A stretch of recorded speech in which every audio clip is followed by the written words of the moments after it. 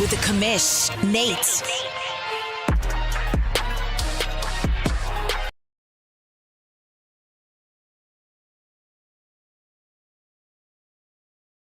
I don't know why it never works. I gotta fix it. Anyway, welcome to Press Pass Live. I was checking my settings just make sure everybody could hear Maniac and I, and boy, it wasn't working. So I had to go to a scene that we don't want to use. Anyway, we are both sick. We are both beat up, but we are here. I appreciate Maniac making time. Buddy, you thawed out over there in West Texas? Yeah, we were finally thawed out. It's been a different type of weather, man. I don't know. It's we're us Texans, we're used to the heat and stuff. We're not used to that water that freezes on top of the ground. So, what up, Bill? What up, Daniel? Thank you for joining us. I apologize up front about the voice, but if you've been watching my streams, you already know this. It is getting better. It doesn't sound a whole lot better, and it doesn't last very long, and it makes me cough, but it is what it is. I appreciate Maniac being here. He's going to carry this thing with me one more time. Let's talk about week number 12. We're going to go 12, 13, 14, and then we're going to unpack some playoff races before we open up the mailbag, and then talk about our question of the day. Try to do something a little fun today. We got a game here in week number 12 between the Dolphins and Massimo and James, and the Jets come out on top 21-9. A nice victory there for James. My Saints come on top of Cincyburg. That didn't come out right. Come out on top. You know what I'm trying to say here. 33-30 against Cincyburg. Nice little win there at home against the Atlanta Falcons. Little Koch with a 35-28 victory in Buddy Bowl number 2 against his buddy Denbrew. Boy, I'm stumbling all over myself out here. Just keep me upright. That's all you got to do. Birdman with a 37-16 victory over Buffalo Bills and Coach Joker. Lost Sniper with a 31-0 victory over Tennessee. Trey with a 41-13 victory over Green Bay. I haven't seen old Trey in a couple of weeks. He popped in the stream the other day. It's good to see his name around and know that he's doing okay. Just really busy right now. Nipples with a 42-27 victory over Zoe. The Los Angeles Rams and D-Money with a 42-36 victory over your Arizona Cardinals. Tough loss there, but man, you battled him all the way to the very end. Meat Boy with a 23-0 victory over Nicesonger. Jay Bowles continues his red hot streak, 45-35 over Mr. Randy. I'm telling you, those Broncos are going to be a pain in the butt next year. Just wait and see. Kevin with a 38-28 victory over Bill in New York. Rod with a 24-13 victory over Bill. Colin with a 31-10 victory over Tim and his Lions. Dwayne continues to stay red hot. That team is so good. 23-16 victory over Twinkie. And then wrapping up week number 12 here, Big Hurt with a 27-17 victory over Roger. Those poor guys had to play this game 3 times. I watched it. I finally tapped out on the third one. I was like, I can't watch anymore. Maniac, what game you want to talk about here from week number 12? Well, a lot of good games to look at here. Like you said, you're talking about Denver. They're going to be somebody to contend with in a season or two for sure before the cycle's over with. I'm going to give Kev and the Bucks some love here, though. We're going to talk about the Bucks and the Colts. If you look at the stats from this game, rushing was pretty much on par. Both teams were 100 yards, a little bit over 100 yards. Passing yards, though, that belong to Kevin. Kevin dominates the airways normally. First downs were very similar and stuff. You're looking at the turnovers. Each team had 1 turnover. The red zone, though, 80% for the Bucks, 75% for the Colts. Time of possession, pretty close, the same, only 3-point advantage to the Bucks there. You're looking at the stats and the quarterbacks. Both quarterbacks had a decent day. Richardson had 2 touchdowns and an interception. St. Louis had 3 touchdowns and an interception, but he was a little bit better on the completion percentage, so not as many incomplete passes, so kept the chains moving there for them. Rushing, the only one that really stands out here is Taylor for the Colts. He had 87 yards. Everybody else sharing the ball there for the Tampa Bay Buccaneers. And I find it interesting that the wide receiver here, the rookie got or the first round or the first year player, I'm sorry, it was a rookie last year. Francisco, 2 carries, 14 yards and a touchdown. So yeah, he's a gadget guy for Mr. He will Mr. run Cav. that wide receiver reverse in a second on you. So he keeps you on your toes. And Francisco also had 9 catches, 165 yards, and a touchdown. McCullough doing McCullough things still. This guy was just an absolute beast of a weapon for Randy. And I don't think Bill in New York has quite figured out how to use him to the extent that Randy was using him, but still absolute beast. And we had a couple guys other than that get a couple touchdowns here and there. Warren, the tight end for the Colts, had 2 touchdowns in this game as well. Defense, for me, when I'm looking at defensive stats, if I see a lot of tackles for loss, that kind of almost excites me more than sacks and sometimes even interceptions, because if your guys are living in the backfield, you're doing something good. But 2 tackles for loss there for Williams. Simpson had 1, so it looked like the Colts had kind of the upper hand there with getting tackles in the backfield. The long sack belonged to Cansey.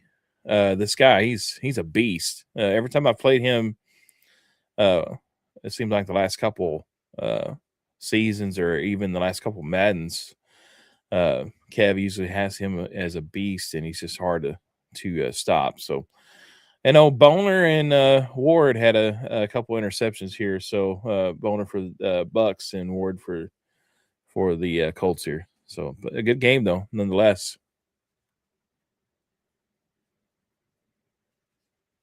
I'm sitting here talking on mute. I was muted so I don't cough while you're trying to talk. That Bonner kid, that middle linebacker, is really awesome. Not only leads his team in interceptions, but I just played him yesterday and he picked me off twice. Kevin has become a very good user middle linebacker. Let's look at week number 13. Browns and Broncos played in a really great one there. Little Koch comes out on top, 38-31 over Mr. Randy. Roger comes out with a 27-20 victory over James. D-Money with a 22-14 victory over Byron. Nipples with a 33-10 victory over Denbrew. Massimo with a 34-31 victory over Joker. Kevin and the Bucks with a 44-14 victory over Madden. What is his name? On Discord. Simple. Simple. Golly, it was like right there. I couldn't think of it. Kansas City, our guy Luca with a 38-17 victory over Lost Sniper. That's a big time victory there. Meek with a 41-10 victory over Colin. Your Arizona Cardinals stumbled on this one, 41-28 against Zoe. That was a tough game. Just kind of got away from you on the road. Washington continues his red hot season with a 27-14 victory over Cincyberg. Big Hurt continues to stay red hot, 23-20 over Jay Bowles, 26-13. That's Trey over Bill in New York. Trey continues to stay just absolutely on fire here in the second half. Nicehunger bounces back against Tim, who's really struggling this season, 28-27. And then finally, I know the score doesn't show, but man, I fought with everything I had against D-Wayne, 31-13. He beats me right there in New Orleans. What game here in week number 13 do you want to talk about? Yeah, there's a lot of good ones. I think the one I want to talk about, though, is Jacksonville and the Raider game. I think that one, I didn't get to watch it, but just from looking at the score, it looked like it was a nice one here. And sometimes just looking at the box score, you see that Jacksonville and the Raiders both scored 3 points in the first quarter. Second quarter, both scored 7. Third quarter, both scored 3. So we had a tie ball game going into the fourth. But Jacksonville was able to put up 10 points there in the fourth quarter, as the Raiders were only able to put up 7. Your offensive stat breakdown here is offensive rushing yards, 71 for the Raiders, 102 for the Jags. Passing yards, 249 for the Raiders, 211 for the Jags. First downs were very comparable there for both teams. Turnovers, 3 turnovers for the Raiders, only 2 for the Jags. So again, you start looking at how close games were, and then you always see that stat. Usually, there's that one turnover that benefits the winning team normally in those situations, and that's probably the case there. Red zone, though, I have to say, look like unless this is entirely off or whatever, but it says red zone percentage here was 80, but the Raiders held the Jags to only 3 field goals and a touchdown in the red zone, where they had a little bit better opportunity there with the 2 touchdowns and 2 field goals there. But I think with the Jaguars, with their running back they have, Tootin, he's always really good in the red zone and able to keep them to only 1 touchdown in the red zone. That game really could have went back the other way in that situation. So Peters was 2 touchdowns for 2 interceptions. Baker Mayfield, 1 touchdown, 2 interceptions here. So looking at the sacks, both were sacked in this game. Rushing, though, and Tootin looks like he was kind of held in check as well, with only 66 yards and no touchdowns. So big time stops there for the Raiders. Allen was able to get the touchdown, the long touchdown, rushing touchdown for the Jags, 6 for 43. Receiving, Bowers, the tight end, and always kind of like pause when I see that. Bowers for five interceptions, 5 receptions for 97 yards, 0 touchdowns. Brown had 2 receptions.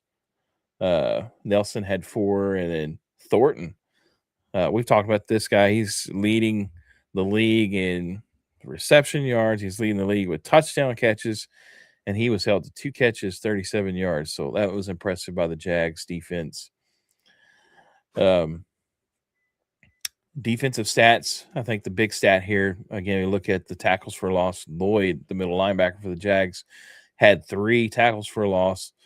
And then the Will linebacker also had 3 tackles for a loss. So these guys were living in the backfield of the Raiders. They're kind of corralling everything. And they also, Lloyd had an interception as well for the Jags. Also, Buda Baker, ex-Cardinal, over there getting it done for the Jags with the interception. Yeah, it was kind of crazy. That tackle for loss one that you were talking about, Lloyd, Walker, and Hendricks. So his Mike, Will, and left edge all had 3 tackles for loss. That Jacksonville Jaguars defense is really getting it done. And well, guess what? I'm going to find out firsthand because I think that's exactly who I play next. Week number 14 is not completely finished, but Maniac, we're pretty close. Looks like the Jets and Bills are underway right now, so they're currently playing. But Colin came out on top of Nice-Unger 27-18. Looks like the Chargers and the Lions are currently also underway. Lost Sniper with a 42-38 victory over Roger. Ravens Steelers have not played, and I do not think are scheduled. So another couple guys that are MIA right now.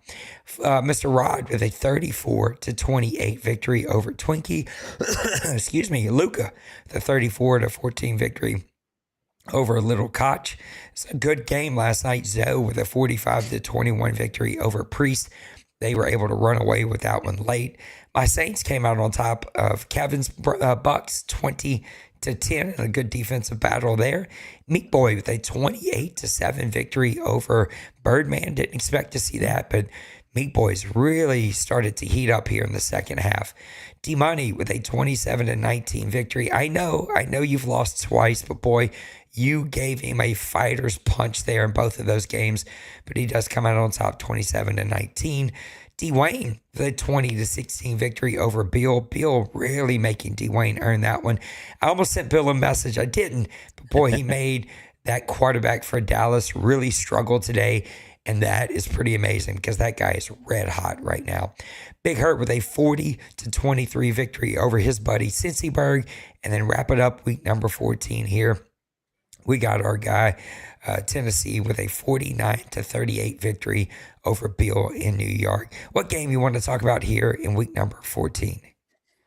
Yeah, I think that Tennessee game, if I looked at it properly, because I seen that score and I was like, what? Simple had really struggled to score any points, and I think it was a CPU Tennessee There you team. go. So, but they came to play 49 points for the CPU.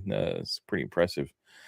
Yeah, a lot of good games. I mean, the league that we have a lot of good games. It seems like guys are in that part of the season right now where guys are really starting to kind of your team and what's working for your team. And I want to give some love to the Washington Commander. I should say Washington Redskins. Got to watch that. Washington Redskins and the Philadelphia Eagles. So they had a 34-28 game here. Offensive stats. We've seen the Commanders really put up a lot of rushing yards in here. He did the same, 177 yards on the ground, 121 for the Eagles, so not a bad situation there with the rushing attack. The offensive passing yards, though, dominated by the Commanders, 271-95. First downs, a little bit lopsided here towards the Commanders, 16-11. Turnovers, and you don't see any turnovers from the Eagles, and the Commanders had 2. So third down conversions, both had 3. Red zone, I always like looking at the red zone, and a lot of times that's a tell sign as well. 20% red zone percentage, only 1 touchdown for the Eagles, compared to 50% and 2 touchdowns for the Commanders. And even with all that, the stats being so lopsided with the passing attack, the Eagles were in this ball game and lose by a touchdown here. So, looking at the player stats, and we talked about it. Dixon did have 2 touchdown passes. He was 11-21, 52%. Daniels had 2 touchdowns and interception. Dixon was sacked 5 times on this game, so he was under duress. Looked like a lot in this game. The rushing, Meekins, 19 carries, 135 yards, and 2 touchdowns. And then we had the quarterback for the Philadelphia Eagles, Dixon, 4 carries, 78 yards rushing. So most of his rushing attack came from the quarterback scrambles or design quarterback run. I don't know what exactly it was in this game, but nonetheless, he got him involved rushing the ball, and the guy he is fast. So Jackson, 4 receptions, 147 yards, and a touchdown. McLaren, Scary Terry with a touchdown. And then Devontae Smith also had a touchdown for the Eagles. So Brown had a touchdown.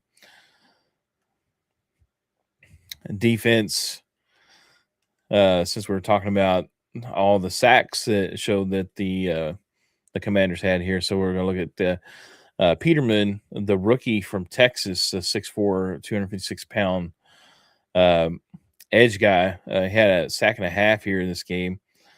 Cunningham, first-year guy, had a sack. Jackson had a sack as well from the defensive tackle spot. McGee, and then we had a couple guys have a half sack there. So, again, it looked like the quarterback was under duress, and maybe that's the reason why he had some actual rushing yards. He had to scramble out for his life a few times. So, interceptions all belong to the Eagle squad here. So, Daniels had one, and then Dean had one as well. So, both those guys actually making a contribution on the defense side for the offensive output, getting the ball back for their offense. So, and then also Daniels did take his back for a pick 6. So, good game though. Definitely Twinkie, not turning in the towel, keeps playing hard, and definitely had a good game here against the defending NFC champion. So. Yeah, he made him earn it too. That was really good to see both those teams not do great in the red zone, but also not get field goals out of it. So both teams playing some really great defense. And Twinkie, again, he's one of those guys that like every season just improves a little bit here, a little bit there, a little bit here. It's only a matter of time before he puts it all together. I hope he sticks with it because he is improving incrementally. We got a brand new OMFL news today, and so you seen Coach Joker join me last time. Denver needs a little bit of a break this season, maybe this cycle. Hopefully he'll come back and make some more news. Who knows, maybe even Mr. Bono makes a comeback one day, but we got even a new one. So Joker and Coach Tim are going to spread the news a little bit here, and let's go over to Coach Tim for some OMFL news number 1. Welcome to the OMFL News. This is Coach Tim filling in today. I hope you are warm wherever you may be. It has been cold this week. A few teams have not been cold are the Dallas Cowboys, winners of 10 straight, the whole NFC West, which looks like a juggernaut, and the Buccaneers and Saints, who have won 4 and 3 games in a row, respectively. Good job, guys. As far as teams that have been stuck in the deep freeze, there have been the Tennessee Titans, who have yet to get a win, the Minnesota Vikings, which Nysonger may regret switching back to his team, and despite hosting the NFC Championship game last year, the Detroit Lions look lost with a 2-9 record. Get it together, guys. Now back to Nate and Press Pass Live. I appreciate Mr. Tim giving us some OMFL news. We're going to hear from him one more time.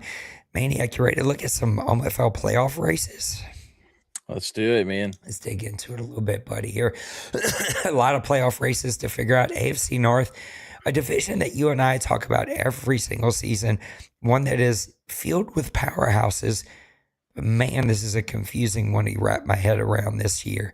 It looks like Nipples is running away with this one at 9-3. Everybody else in this division has a losing record. Do you see anybody else here competing for a wild card, or is this pretty much kind of wrapped up, said and done?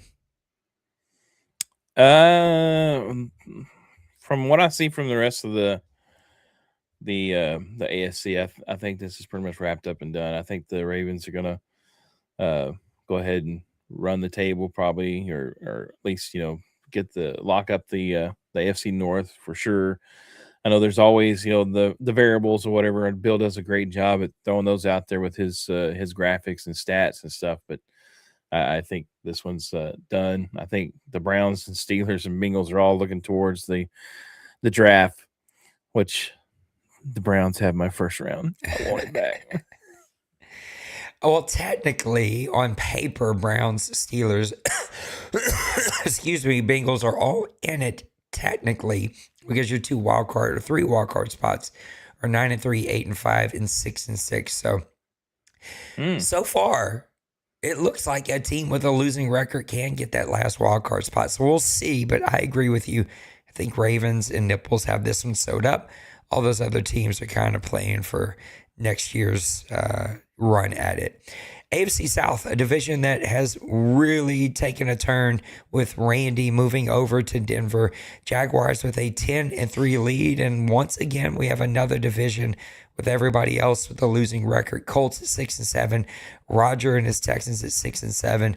Titans at 1-12. But Bill in New York at 6-7 has lost 6 in a row, unfortunately. Currently, on paper, the Colts do have the 7th seed. So the last wild card spot with the Texans still fighting for one of those positions at 6-7. Titans are one of the only teams that are already out of it. This one feels like another one pretty easy to read. Jaguars are in. Colts are fading. Texans are trying to hold on, but with a losing record, even in the AFC, doesn't seem like they're going to be able to get one. What do you think about the South? Yeah, this is the Jags. I mean, unless he absolutely has an implosion of his team, has some injuries. I'm not going to try to put that voodoo on him, but um, it's his division. I mean, and I think looking at the Colts, he's lost 6 in a row. He at one point he was 6-1, and that was even taken over. Randy left, I think, with the team. There was only like 3 games played, I think, in the season. So he'd actually played a few games in the season and done well with them. But I think the standings here, I think the Texans are going to be the number 2 team here, and I think he's going to be the one really pushing for a playoff spot. I think that just overall, I think Roger has played a lot better this season, and this is kind of the typical the way we've seen Roger the last few Maddens, where the last couple of cycles he puts things together and he really does a good job competing. And so I think the Texans are going to be the one here pushing for that number 2 spot and one of those wild card. Jaguars are currently the number 2 seed at 9-3. Nipples and his Ravens at 9-3, the number 3 seed. The number 1 seed is the Raiders, at 10-3. So all of those teams still very much in the hunt, as well as the Patriots, which we'll talk about, and the Chargers, which we'll talk about, all still very much in the hunt for that number 1 seed. So the AFC a little bit more open-ended than the NFC when we get over there. AFC East, Patriots at 9-4. Jets at 4-8, Bills at 4-8, Dolphins at 3-10. Man, this AFC is a weird conference this year. This one again looks like it's all but sewed up. Technically, on paper, Jets, all of them, Jets, Bills, and Dolphins, still technically on paper in the hunt, but I think we've rinsed and repeated already twice, we'll do it a third time. This one's all the Patriots. I don't see the Jets or Bills being able to make a run, and Dolphins, you're 3-10, so it feels like it's over too. Yeah, cue the fat lady here on this one. I think this one's for sure done. Lost Sniper's got the Patriots rolling. He always does a really good job building his teams. I know I was over in that division last Madden, and I always had to catch myself. That's the reason why I was using my hands, because I was always say like last season, but last Madden, and so the Lost Sniper really, I mean, rolling 9-4. Lost is just he's a good dude, and he does so much, and then on top of that, he is a good play caller, a great play caller, I would call him, especially on the offensive side of the ball. He may give up some yards and some points on the defensive side, but when he does, you better be prepared to score 55 points, because he's gonna at least score 50 himself. So that's just the way it is, and he's a great offensive mind. Jets, Bills, Dolphins, all surprising to me. I really did expect all of those teams to play much better than what we've seen them here first season of all Madden.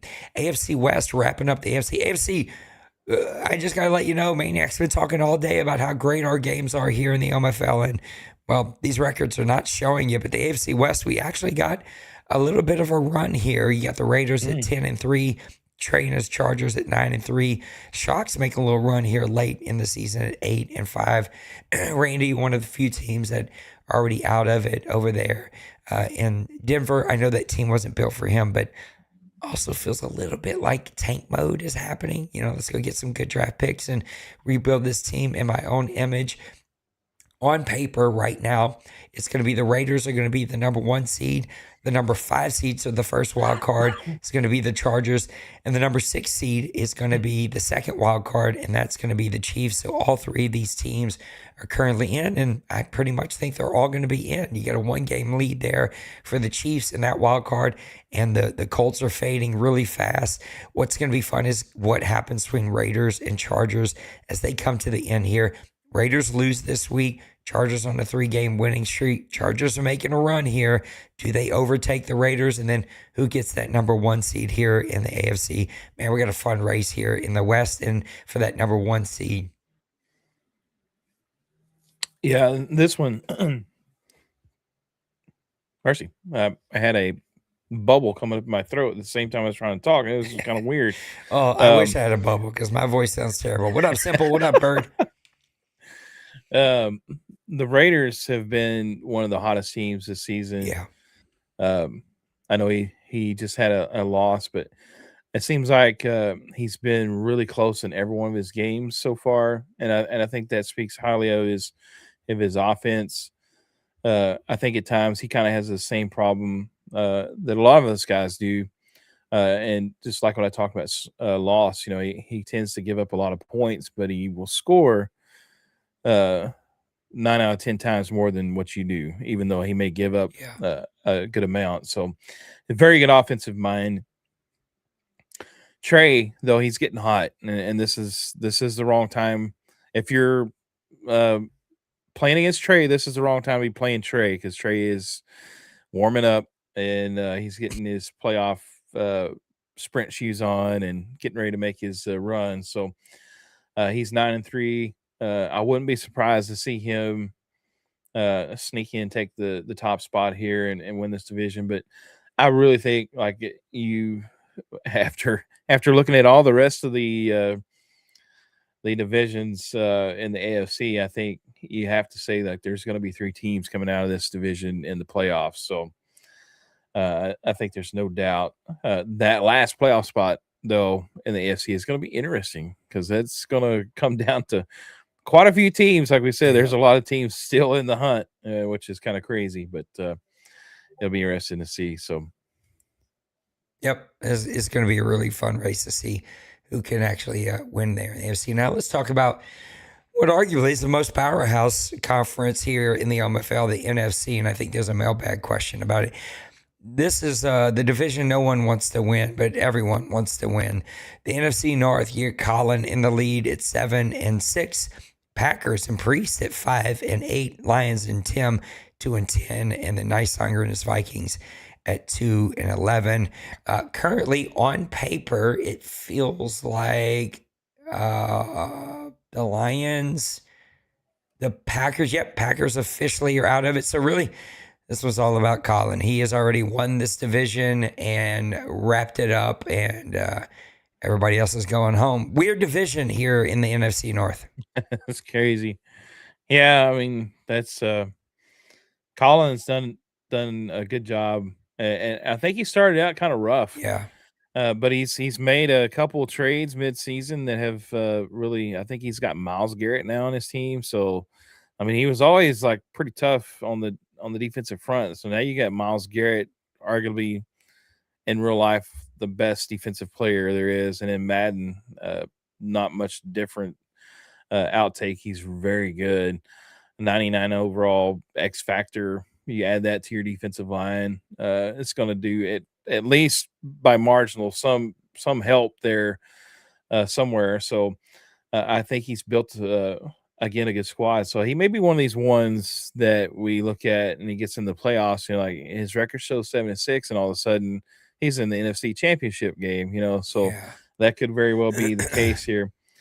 But I think, like you said, like this is the division where everybody wants to win it, and for the most part, this is the most vocal division out of all the You divisions. stole the words right out of my mouth.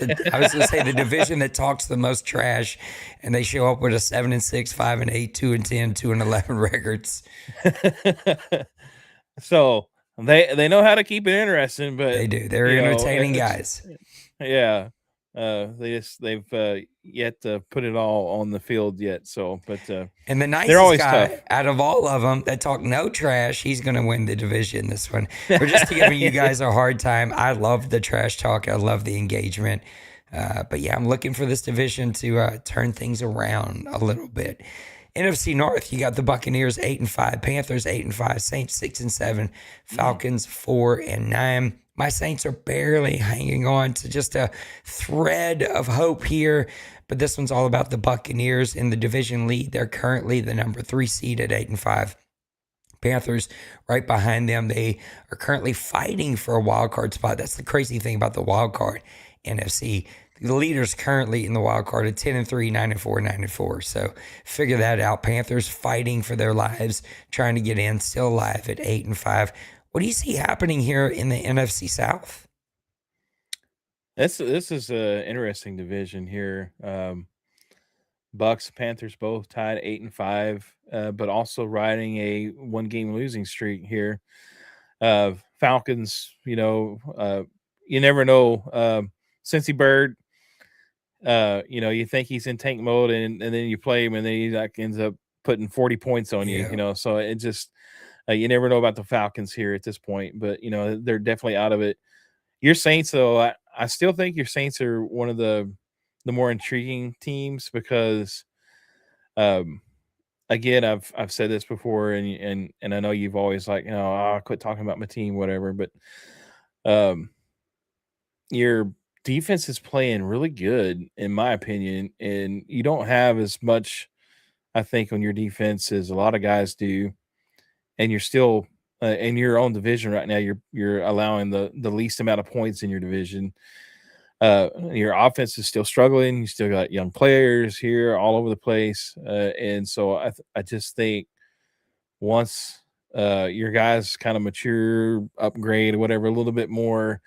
You got a young team, and I think you're going to be really good the last couple seasons in the cycle. So, but I think right now it's going to be hard for you to squeeze into the playoffs unless absolutely somebody completely has a complete malfunction here, injury, something. I mean, it could happen, but I definitely think that you're going to just kind of miss on the fringe here. But the Panthers and the Buccaneers, I was trying to say both teams at the same time. I was going to go the Buccaneers Panthers, but anyway, I think both these guys are probably going to end up making the playoffs.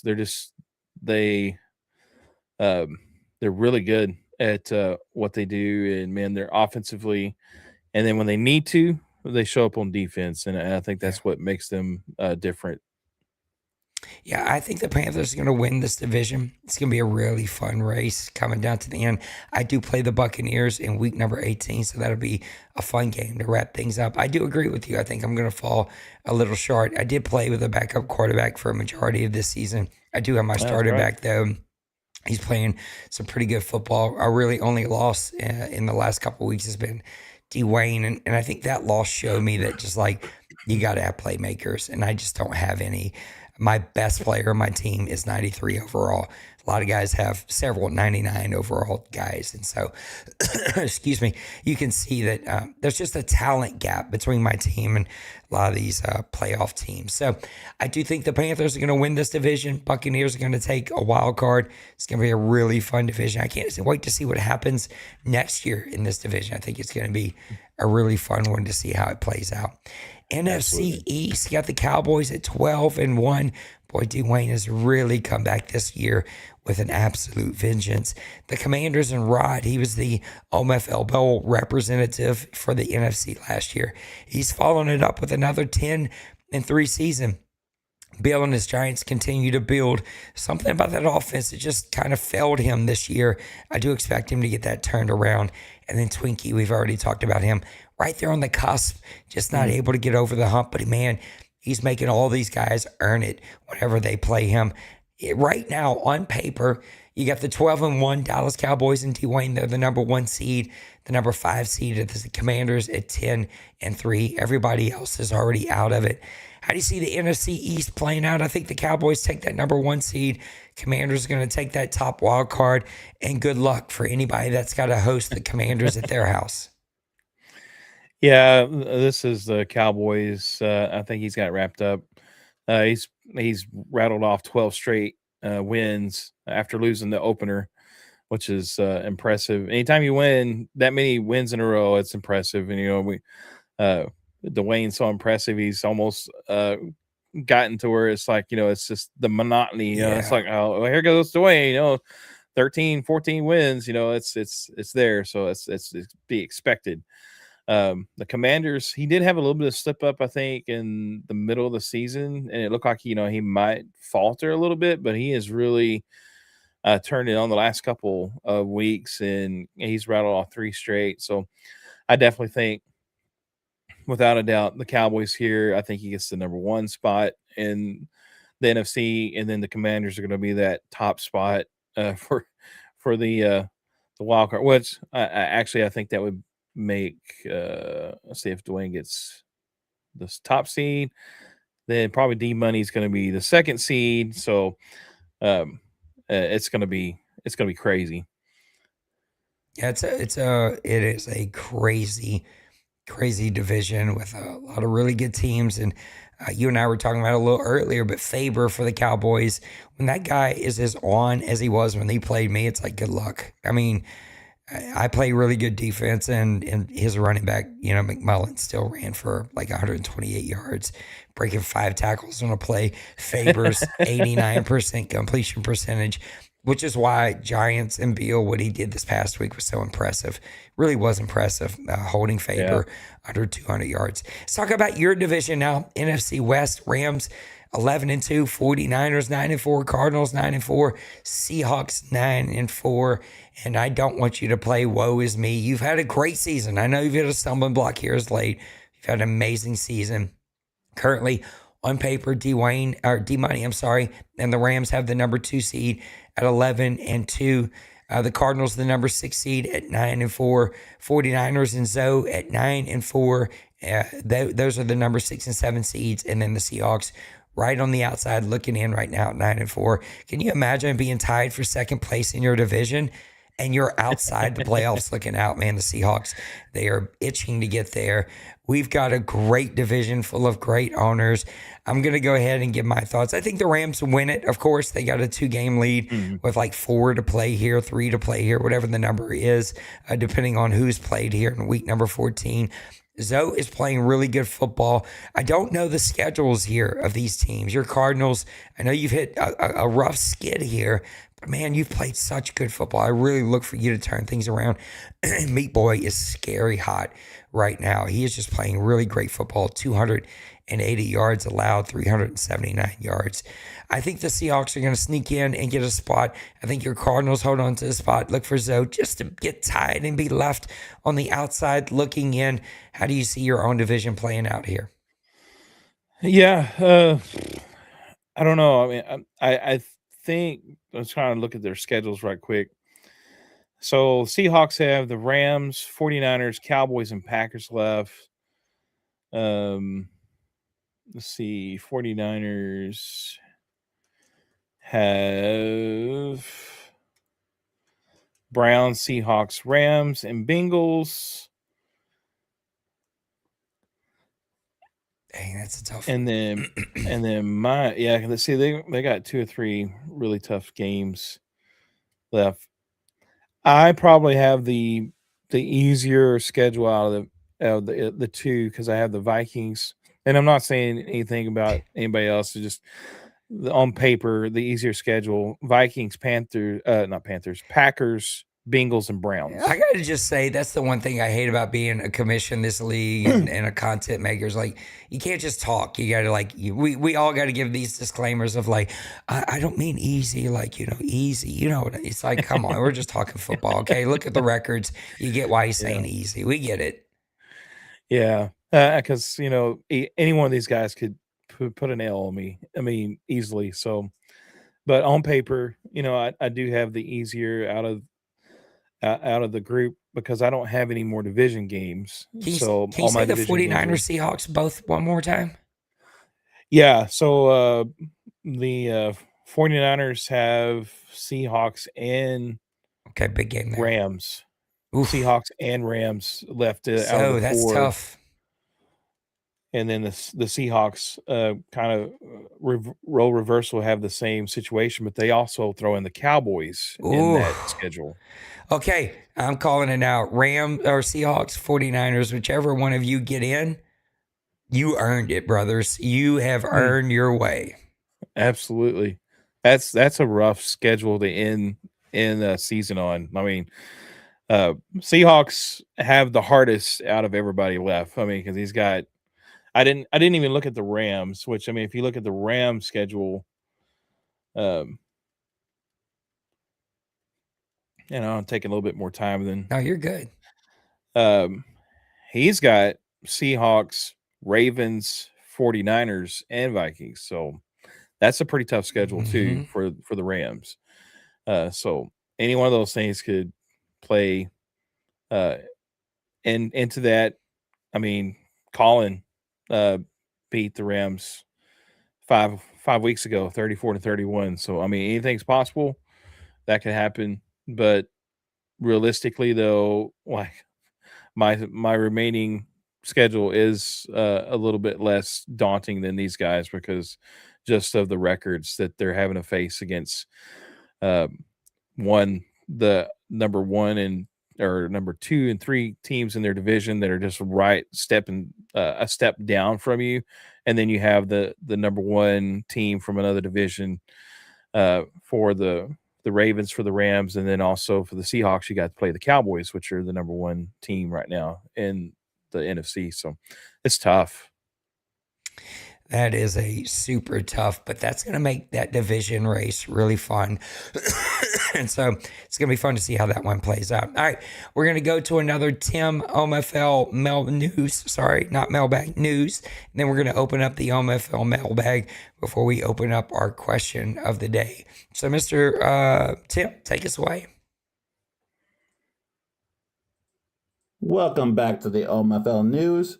In this section, I was able to sit down with Jay Bowles of the 10-2 Las Vegas Raiders, and I asked him, what is the key to your success this season?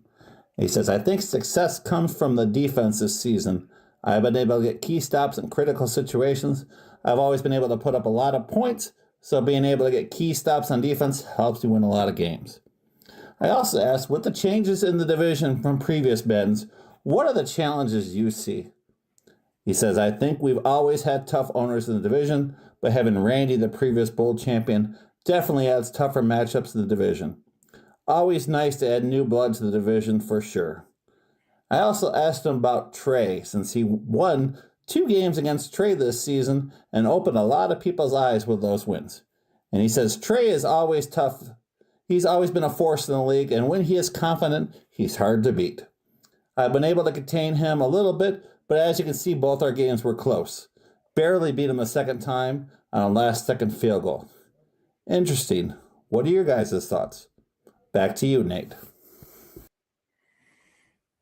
That was awesome, Tim. Thank you. I thought that was a cool twist in the OMFL news to do a little interview. I appreciate Tim for doing some OMFL news. I love it, man. He also does Tim Takes live, which is always a lot of fun. And I just appreciate Tim. There's also a new commercial coming out with Tim. So tune into the streams and you'll see those. All right, let's open up the OMFL mailbag and do our question before we get out of here, Mr. Maniac. I think my voice has had all I can take. And I'm sorry, you guys have had all you can do to listen to it. Also, I'm just to say about mailbag, Randy, Dwayne, Trey, Nicesonger, my ex OMFL Press Pass Live co-host. I'm looking at you for my missing questions here. I don't even get y'all to look at the mailbag anymore. So get your butts back over there. But Cincyberg says, is this a good year to be looking for an import? Imports are always questions I'm expecting to get right now. I don't know that there's ever a good answer. It really, for me, it just depends on what my team does. Number one, what team am I going to have? For a lot of us, it's the team we currently have. But what does my team do in the NFL? And then how does the NFL rate those players? Because sometimes NFL can be real hard on those NFL imports. A lot harder on them, or the NFL rookies, than they are on their own generated NFL players that happen. Yeah. So I think it just depends. But when you start thinking about imports, is this when you start to think about it, or how do you view imports? For me, it's just, I have to keep it in mind that it could be. The only problem you run in with, because a lot of times, you'll find a rookie that you'll draft at this point in stage. It's like, say, 23 years old. Maybe even sometimes a rookie will be 24, but they've got great stats and you can't pass them up and you draft them here.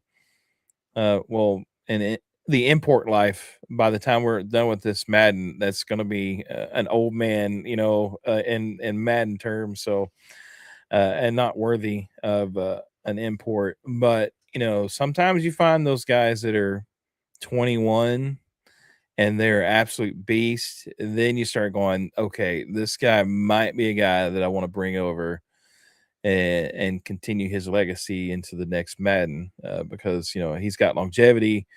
And then by then, we all know that the younger guys do tend to build quicker and with the settings and stuff. So those younger guys will produce those roles. And man, sometimes you can get a beast by the time you get ready to go into import mode, So I just look at it like I always keep my option open, but I don't ever go into like, oh yeah, this is the year I've got to get my import because the way the draft falls, I may only get 23-year-old and 24-year-old guys, So I definitely don't want to bring, say if we go another 3 seasons, possibly 4. I don't know, the cycle rate right now. We're fixing to hit February, or we did hit February, so but I just think by then 27, 28-year-old bringing in for an import, probably not something I'm looking to do. Yeah, I think the imports are going to be everybody gets anything. Just pick a player. Everybody gets one. If you're a platinum donating member, you'll get one somewhere between 87 and 92. I'm sort of playing with the numbers a little bit. And then if you play every game in the last season, you'll get someone 77 to 82, somewhere in there. But we are going to drop the bar just a little bit because what happened was we just introduced a ton of 99 overall players to the league. And while that just kind of skews the league a little too much. So the numbers are going to be somewhere in there. Probably more than likely, it's going to be anything 90 for platinum, 80 and below for playing the last game of the season. I might give a couple points here or there, just kind of depending on where we'll fall, but definitely something to think about.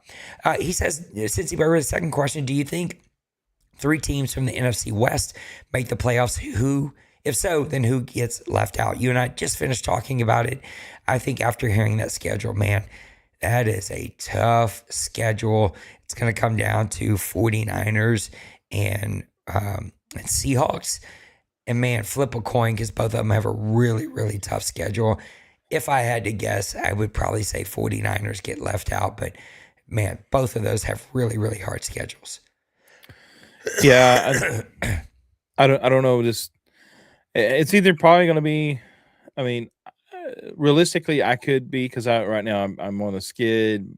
I know my my mojo's kind of left me a little bit. 3 losses in a row. It's kind of hard to get that going again sometimes. But the only thing is, I actually have the tiebreaker on the Seahawks. I've beat him twice this season. So I do hold the tiebreaker there. And then with him having the additional game with Dwayne, that additional top schedule, I think the Seahawks are kind of primed to be left out, but uh, any three of us could falter, and I think we could be looking on the outside in, and which that will it'll be one of those situations. Whoever's left out, it's going to suck because you had a really great season, done all that you could do, and then it's just somebody's got to stay home. That's just all it is to it. Somebody's got to stay home. So It really it's sucks when you look at the AFC and you're like, man, if I was over there, I'd be like the number 3 seed or whatever. Slow, thank you so much, brother. Much love. That means a lot. I appreciate you. The voice sounds terrible right now, and so the last 2 weeks we've been streaming a little bit less, but we're trying to get healthy, trying to get bounced back, and I appreciate it. I also got lots of plans for more and more content for grown folks and for Madden. I just need to hit the grind, but I also make Christian content because I'm a pastor, and so it's just like I need about 3 of me, and I need it to be my full-time job, so that's all I can do. But unfortunately, I work a full-time job, so I appreciate you. Zoe, you should not discount yourself, brother. You've had a great season, and you are battling everybody, brother. So it's gonna be fun. It's gonna be fun to see how it plays out. Cincyberg on a roll here. He says Bengals, Tim Brew. I like how he has to tell me who the Bengals are. Had 2 wins last season and 4 so far this season. How do you think he can get back to his winning ways? And Tim Brew said, play in an offline league. And I told him to stop it right there. I will not tell Tim Brew's story because it's Tim Brew's story, but I would just say you never know what people are going through. And getting to hang out with Tim Brew and his wife really was an awesome experience, as I think it would be if I got to hang out with any of you and your wives. I think we have a lot of really awesome people here. And yeah, I would say you never know what people are going through. And so yeah, I'm glad that Tim Brew is still here, and I hope he continues to be here. I can't imagine this place without Tim Brew. To get back to his winning ways, I think he just needs some space. But what do you think? Yeah, I don't know the situation, so definitely prayers go out to him but I know Denbrew, once he's on, there is not anybody in this league that is more competitive and harder to play than Mr. Denbrew, because he's one of those guys that you feel like he is like sitting next to you watching you push your button on what play you're going to play.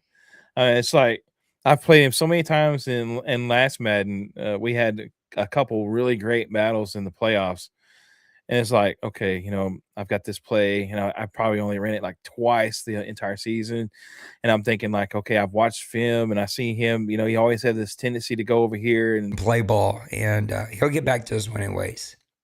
Yeah, he will. It'll just take time, and but I know one thing: he's got my draft pick. So. Bill said, looking at the standings after 13 plus weeks in the season, Bill, it's apparent that the NFC once again is more dominant conference in the OMFL. Does the league look to move some coaches from the NFC to the NFC to balance out the competition? Bill, you know the answer to that, you jerk. It is no. I don't look to ever move people. I let people move themselves. I always said, though, we would never do it because I want people to have their favorite teams. But it would be fun to sort of have a soccer style concept where the bottom, I don't even know what the number is, the bottom 3 coaches or any coach that loses or wins less than 3 games a season goes into a bucket and has to pick a new team. If there's only 1 team, then you get to keep your team. But if there's 2, you got to swap. If there's 3, we do a small draft. It would never, ever happen. But I thought that would be a really neat, cool concept to do. My guy, Lost Sniper, shout out to him. Did some thinking or some chat GPT, and I don't know what he did, but threw a bunch of random ideas to do for the last season out. I thought all of them were a little too powerful, but he was looking at some ways to sort of make things interesting. I don't know. I always thought that was a neat concept, but would never do it because I don't know. I just feel bad about forcing guys to leave their favorite team. What do you think? NFC, AFC? I think this is the conversation we've had before, that and not picking on Denver, but Denver is always like, put some respect on us. He's always talking about, You're don't right. be He does. disrespecting the AFC. So it's one of those things though. Like we talk about this and we look at the AFC and how it's like looks inferior to the NFC right now, but it don't take nothing, and all of a sudden we're in the bowl game and one of these Yeah. AFC teams are actually fixing to win the bowl Yeah. game. That's just how crazy it can happen. But I think it's it's a curious concept, I guess. I say curious, it's a curious concept, but like you were saying, don't force guys, but maybe put out, there may be some guys that are on lower teams, like, what, I want to change the scenery, and guess what? I don't really want to know where I want to go, but hey, you do law averages or whatever, and take a chance and do something crazy. So maybe that'd be something to look at. Yeah, maybe trying to it's keep my something cat like from jumping up here. Again, I could never force any of this, but I love thinking about neat ideas that you could do. Of like, if you go back-to-back seasons with 3 wins or less, then you have to give up your team to somebody else. And I don't know. It's just be an interesting concept to kind of toss out there. Then Bill followed up and said, as a follow-up, how many guys do you think will hate me? You laughed at that. And Little Koch said, get a load of this guy. I think at least 12. There's at least going to be almost half the guys are going to hate you for that one, Bill. Yeah.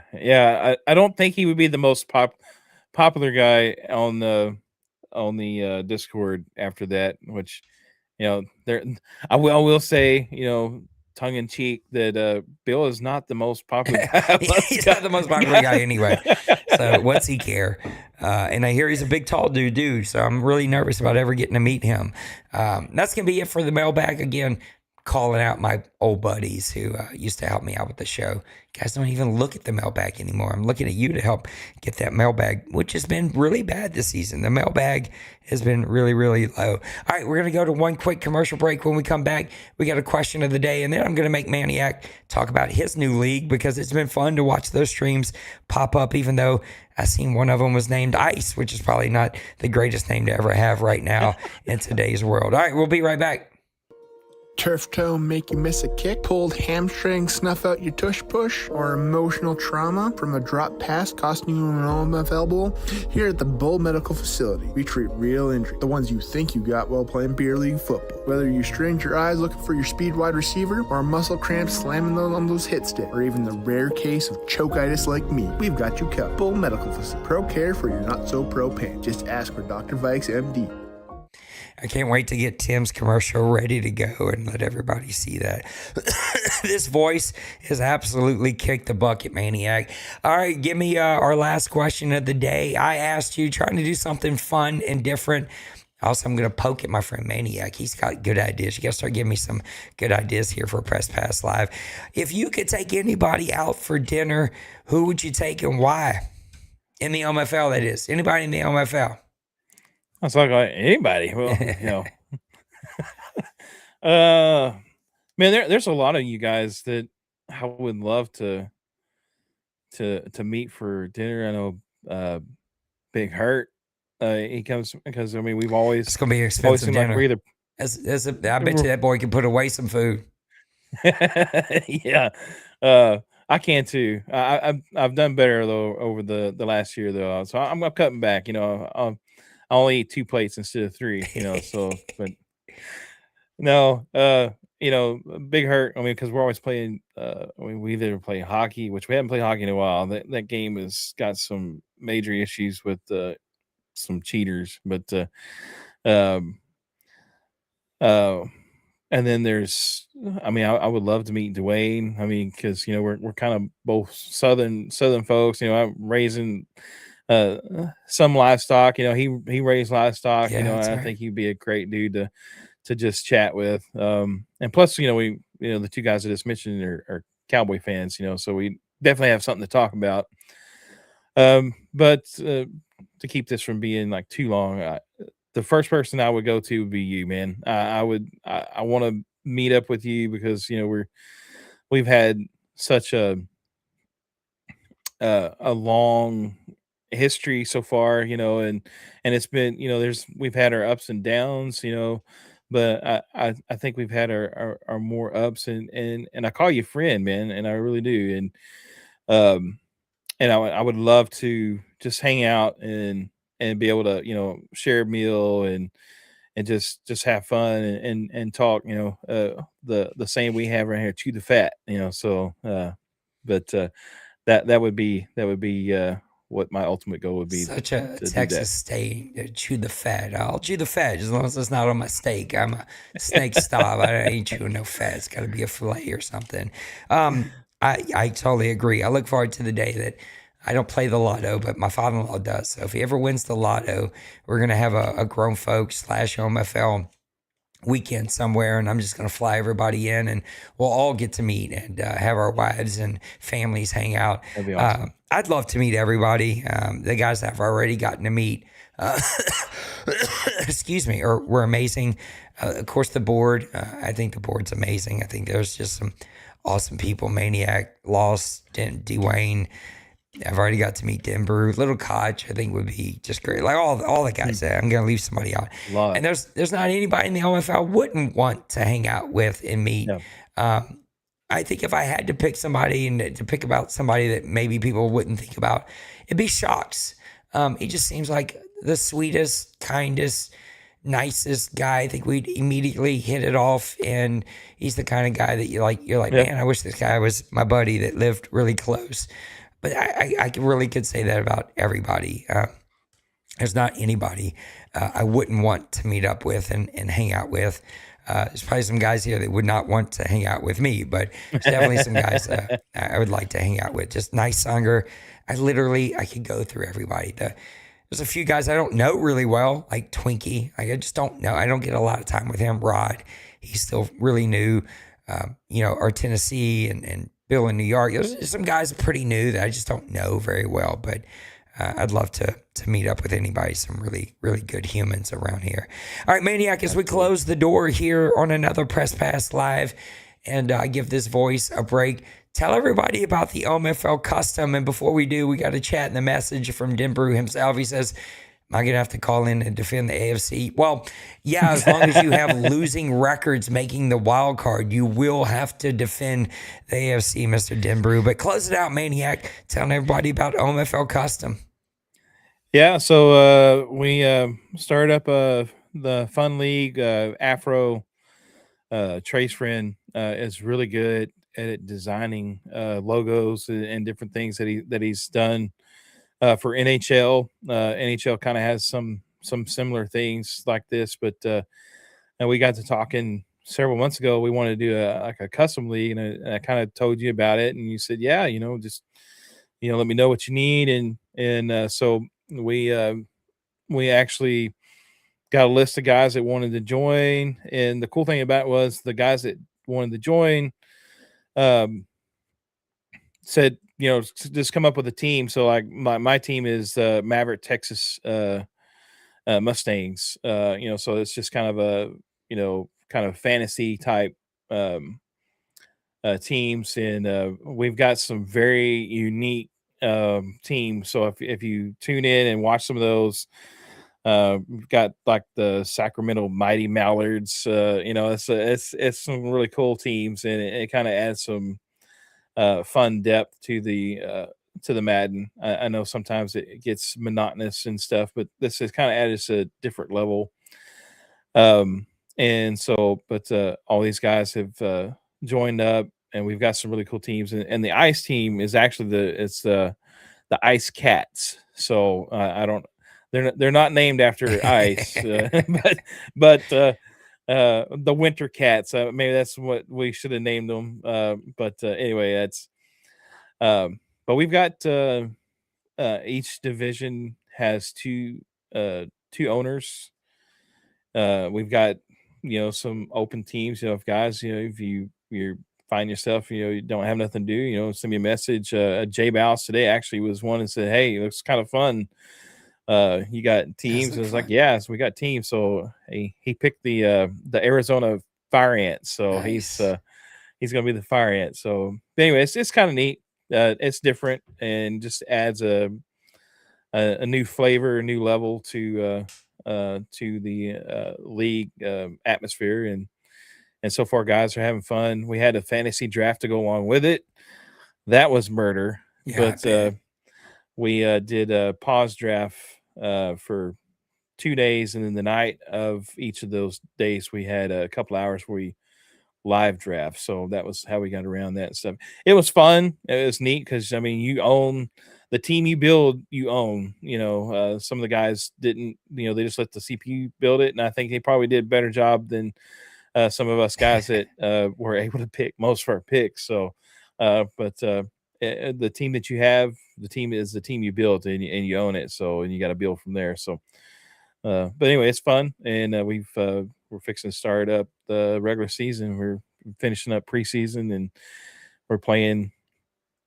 And so far, the guys seem to be having fun with it. So it's different. So if you see us streaming, just hop on in and say hello. And again, like you said, if you want to just something fun, like we're just kind of leaving it casual and fun, and we're using the OMFL gameplay rules.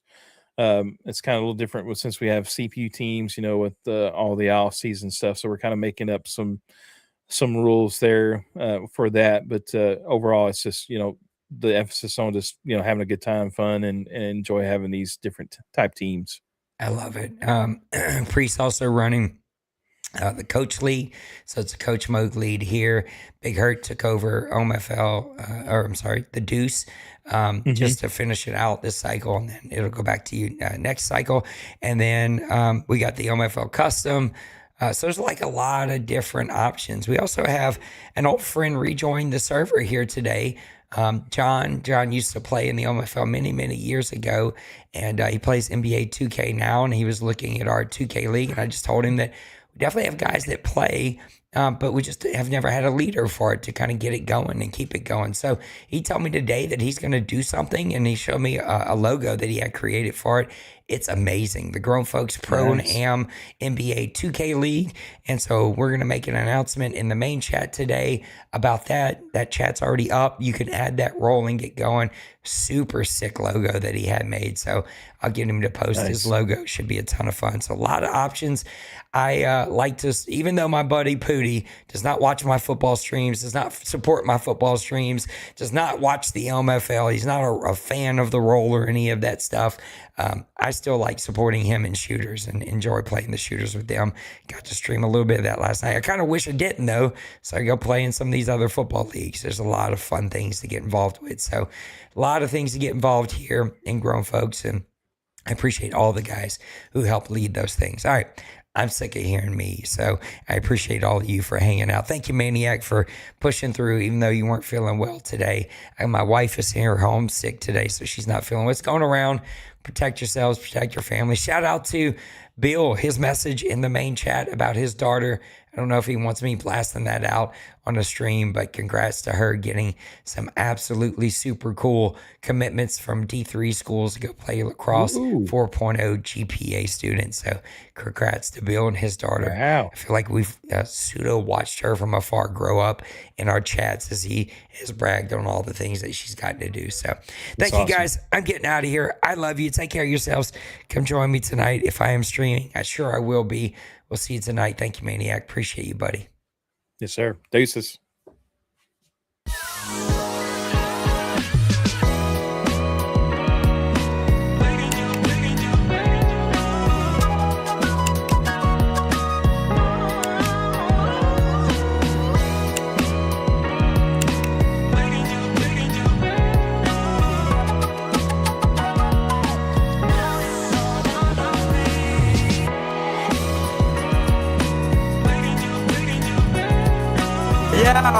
Smash that like and subscribe.